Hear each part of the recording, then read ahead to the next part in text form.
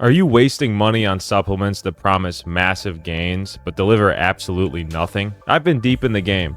I bought the powders and pills, read the studies, tested it all myself. I've seen what works and what's absolute BS. So in this video, I'm exposing 5 of the biggest supplement scams in the fitness industry that are draining your wallet and doing next to nothing for your progress. I'll break down exactly why each one is overrated, what the research actually says, and then what to do instead, if anything. And if you want to stop wasting money and have access to a supplement guide that actually works in your favor, be sure to download my free guide, the Supplement Smart Blueprint, linked in the description below. So let's get started with the first one, which are going to be BCAAs and EAAs. If you're already eating enough daily protein, both of these are absolutely unnecessary. This is because you're already getting the essential amino acids from your high quality lean protein sources such as chicken, beef, eggs, and whey. If you're trying to add additional BCAAs and EAAs on top of that, you're essentially just paying $40 for flavored water with no additional benefit. Even if you weren't hitting your protein goals and trying to take BCAAs and EAAs to make up for that,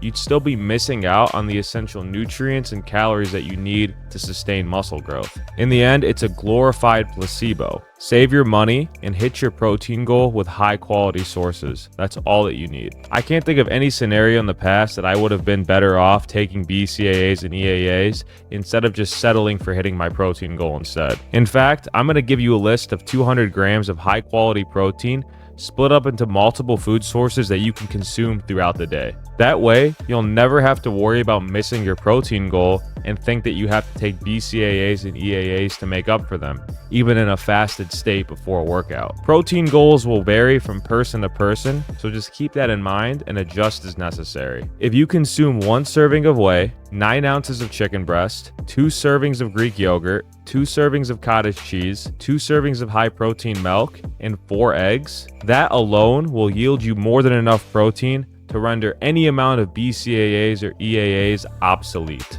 But if those are a scam, what about the most well-known muscle builder of all, creatine? Creatine monohydrate is the gold standard. It's safe, cheap, and proven over time. So then why do supplement companies push alternative formulas like creatine HCl, buffered creatine, and creatine ethyl ester? It's because they can charge more per serving by creating these imaginary problems regarding monohydrate, such as bloating or poor absorption, neither of which are true. I see these all the time at supplement shops. They're constantly adding these quote-unquote new and improved forms of creatine that claim to be better because you only need 1 to 3 grams per day instead of 5 grams per day to be fully saturated. But even with that being said, each serving ends up costing more money than your 5 grams per day of creatine monohydrate, so there's no benefit to a smaller dose. In reality, the research actually shows monohydrate works perfectly fine. There's no significant advantage to taking any other form. And in the long term, these other forms could be way less effective because there isn't as much research on them. Stick with monohydrate and take at least 5 grams per day anytime with any drink. Optionally, you could bump it up to 10 grams per day if you want the additional cognitive benefits that it offers. And if you're someone that currently has an issue with your creatine dissolving or mixing, you can always invest into a more finely ground formula, such as 200 mesh creatine. It's still monohydrate, but the higher the mesh count, the easier time your drinks will have absorbing the creatine without the aftertaste or residue. You could also opt for buying creatine in a pill or gummy form if you aren't too keen on powder. I've been using creatine monohydrate for years without any side effects, all while being able to enjoy all of its benefits, even if they aren't anything major. With that being said, even if creatine isn't a life-changing supplement that'll catapult your gains to astronomical levels, I still believe you're leaving gains on the table if you're not supplementing with it. So creatine obviously helps boost your muscle strength, size, and training performance, but there must be something out there that can safely boost your testosterone, right? You've probably seen these everywhere. Big letters, eye-catching labels, and promising high test and steroid-like gains. Over-the-counter test boosters are worthless. I tried taking these overhyped scam pills for a couple months to see if the hype was justified, and the only thing I ended up gaining was an extra charge on my credit card statement for a couple $100s. Ingredients like tribulus, maca, D-aspartic acid, and long jack might help your libido slightly, but in terms of muscle growth, they don't do anything. Even if you're clinically deficient in ingredients like vitamin D, zinc, and magnesium, there's no reason to supplement with these test boosters. Instead, supplement intelligently with a multivitamin while keeping your macro and micronutrients in check with your diet. If you're training hard, sleeping enough, managing stress, and maintaining a healthy body fat percentage year-round, you're already doing everything in your power to keep your testosterone regulated. That especially goes for if you're already someone who's making consistent gains. Unfortunately, nowadays, it's not just test boosters being hyped up. There are also plenty of other supplements offering these steroid-like gains, such as testosterone. Testosterone has already fooled plenty of people simply just because of the fact that the name itself sounds similar to testosterone. It's incredibly new to the scene and would therefore have no study performed on its long-term effects, and even still, it has no credible usage showing its benefits in the short term. But yet, I see all of these fitness industry gurus swearing by it, so long as they have an affiliate link attached to a company's product or are trying to peddle their own brew. I'm going to make this extremely clear so no one else has to fall for their lies and lose any more of their hard-earned cash. No over-the-counter supplement is boosting your testosterone enough for you to make gains. There are plenty of foods and supplements that create micronutrients that your body already needs to keep its testosterone regulated, but you're not going to get steroid-like gains from any of these over-the-counter supplements. But that leads to the question, what if you're trying to gain weight?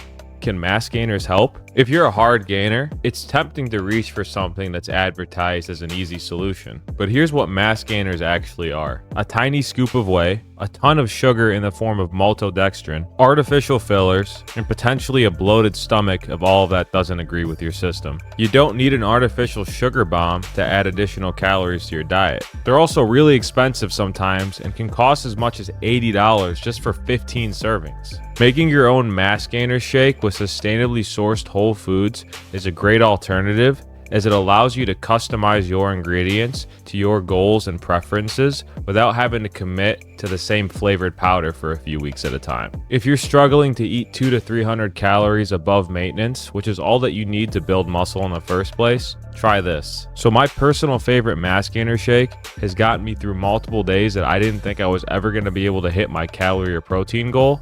Consists of 1 to 2 servings of whey, 1 serving of Fairlife milk, 1 to 2 servings of oats, as many as 4 servings of peanut butter, depending on how low I was on my calories, additional fruit for flavor, and if I was really desperate for calories, I would mix in an additional serving or 2 of olive oil or flaxseed oil, and by the time everything was blended together, I wouldn't even notice it was there. In conclusion, this shake ended up tasting better, feeling way better, and costing way less in the long run. By making your own mass gainer shakes, you'll save hundreds of dollars over the years while having something that you can enjoy and call your own. And if gaining weight is that simple, so what about losing fat? Are fat burners legit? So let's be real again. There are no magic pills for melting fat, no matter what anybody tells you. If you're not in an active calorie deficit, nothing is going to shed fat. If we take a look at the ingredients of fat burners, most of them are just caffeine, yahembe, diuretics, and other appetite suppressants thrown in there. Sure, on paper, those ingredients might reduce hunger slightly and give you a little bit more energy, but you're not burning fat because of those ingredients. I've gotten the same hunger suppressing effects just from drinking a black coffee throughout the day. This overhyped nonsense costs infinitely more than just brewing a fresh pot if you're a coffee enjoyer like myself. It also doesn't take the rest of your diet into account, which is ultimately what matters the most when your goal is to lose weight. So what actually works if you're not buying these supplements? You would ideally eat in a calorie deficit 500 below maintenance, train the exact same way that you would in a calorie surplus, prioritize sleep and recovery, and optionally add cardio or continue to lower your calories if your weight stalls. Use tools like caffeine strategically, but don't think you can just supplement your way to a lean body. And there you have it. Those were 5 of the biggest supplement scams in the fitness industry. If you're tired of falling for the supplement hype and want an intelligent plan to optimize your micronutrient intake, download my free guide linked below, the Supplement Smart Blueprint. And if this video helped save you money, be sure to like, Drop a comment below with the worst supplement that you've ever bought, and subscribe for more Muscle Truth advice. I'll catch you guys on the next one.